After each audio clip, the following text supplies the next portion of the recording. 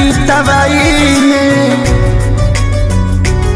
चूमा मांगेला टेकटरवा वाला गेहूं के कटाई में चूमा मांगेला टेकटरवा वाला गेहूं के कटाई में।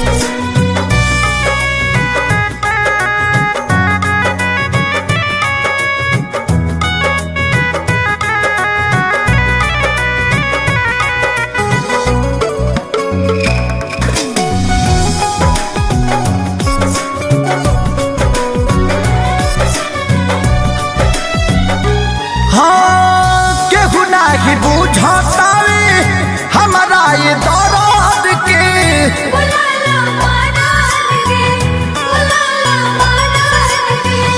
तरी में के बोझा हमारा अखिया के सोझा हो ढाली सरद के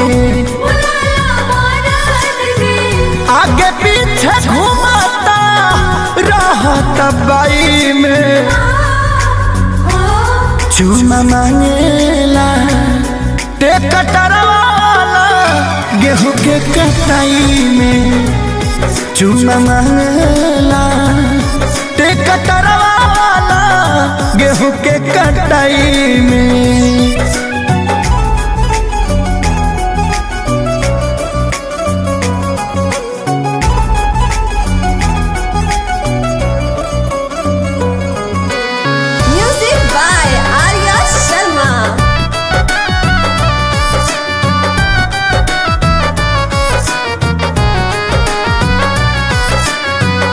चिंता लगल बा हमारा खेत खरी हलिया के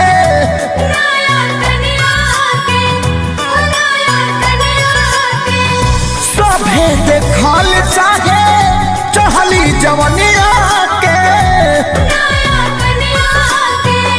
पवन खेसारी को है दे दो तराई में